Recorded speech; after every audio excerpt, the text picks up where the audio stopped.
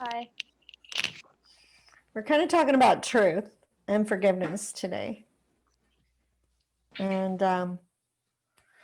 yeah, through the years of my search for forgiveness and truth at the same time, what I can say is both fell in tandem in layers of being able to release myself from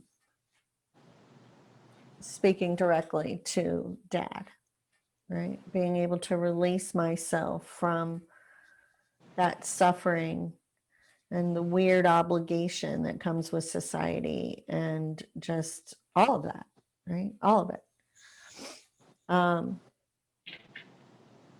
And what I can say is I even drove down 2 years ago and just said, Dad, I forgive you. Right. I actually did that with him numerous times, and it was different layers of forgiveness. Right. And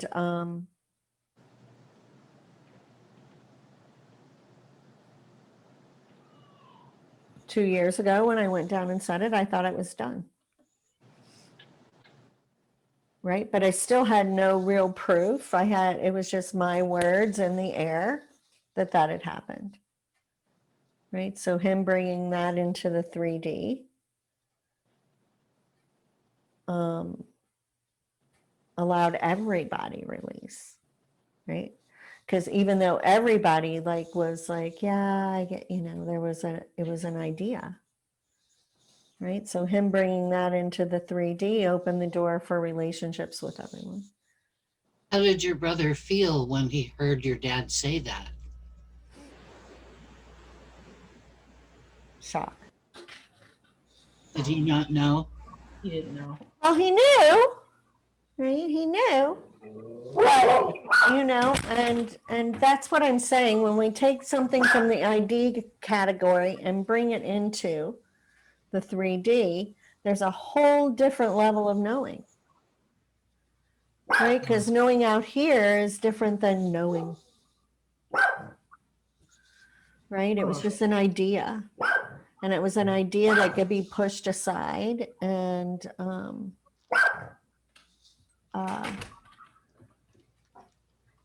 not considered. And truly, he and I had some conversation, and I said, I wonder how many people were put in danger by nobody believing me. Like, I had 3 sexual, abusers, right? So by nobody believing me, how many people followed me into that youth space? Right? Which was another whole layer of truth for him, right? And I mean, when he said it to me, like, it literally knocked my body back. Like, my body just went. And I said, was he talking about me? And he goes, yeah, I assume so. And I was like, okay. So, how did your brother feel toward you and relate toward you after that happened? Well, this had been the first time the 3 of us had been in the same room, probably for about 12 years. And yeah, a lot of stuff was brushed away with that one piece of truth. Right? And it dropping into place connected a whole bunch of other dots that have been pecking at me.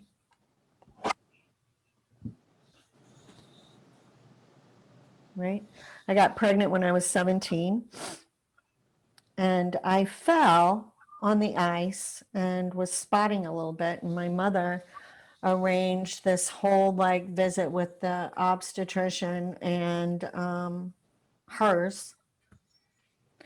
And without even examining me, he said, your baby's brain dead. You need to go get an abortion. Like this baby can't survive, whatever. Like I was like not very long into that pregnancy, right? So it wasn't later until like I actually was having babies, and this is the universe, the same exact experience. I fell on the ice and I started spotting. I rushed to the doctor hysterical, and he goes, "Honey, your baby doesn't even have a brain yet." Right? I'm sure my mother thought that was my father's baby. Mm. I'm sure she did, right? Well, I'm as sure as I can be, but like it just like went, oh, you know.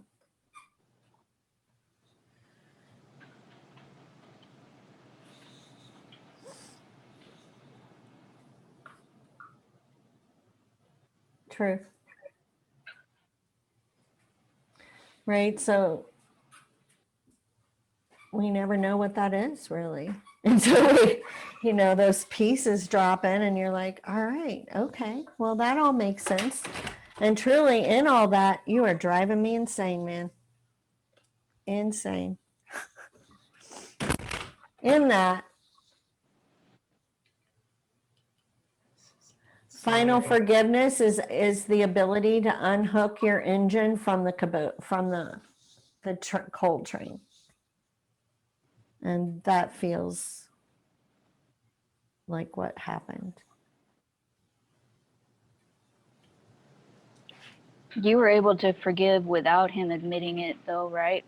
Because like That's what a I'm lot of saying. There are layers. There are layers, right? I feel like that the universe dropped that in so that I could be completely done, Mm.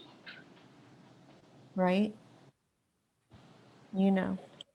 Yeah, I went down 2 years ago from New Zealand because I had this whole experience of my dad dying, right? And the grandmothers were all surrounding me, and it was just like this humongous experience. And when I got home, I drove down there.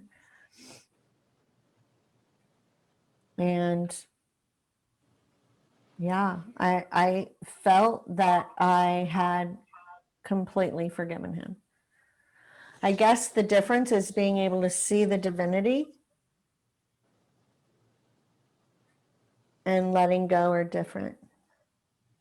Does that make sense? Right? You can let go. Now that was the layer in New Zealand, just truly like he just wasn't in my awareness, right? Like none of it was in my awareness anymore, right? I didn't have any ill thoughts or judgments around him at all. But there was always still something just slightly picking at those pieces that weren't there. And for me, right now, it's interesting because my brother really wants details and information around the molestation. And I don't need any of that. I didn't need any of that. You know what I mean? Does that make sense? So that's going to be whatever you need to completely wipe the slate clean. But I do feel like if we're coming here to truly in these pods and we're making these agreements, those people are making them with us too. How awful would it be to come in and be Judas? How awful would that be? So when we can get to a place of like, how much did I push him into growing and how much did he push me into growing? Right? Right? Because every time I think of my father right now, the words I get are game well played. It's what he keeps saying to me. It's like, let it go. The game was well played. Right? Like it feels completely free, like no karma to bring to next game. Right? And that's truly when you can get to that forgiveness, I think. When we can think there's no more karma, like that's not going to go with me, right, at all. Or him, I don't believe. There are layers of forgiveness. Like that's truly what I mean. Like what the world you know, has labeled as forgiveness is like surface. Like, you know, when I was in my 20s, I like traveled around. I would be like going to different priests, different ministers, different different healers, and they'd be all like, honey, you've forgiven him. What I have realized, though, is through this, I had a higher level of forgiveness for him than I did my brothers or my mom. That's been a space I've been really working in, like especially with my brothers.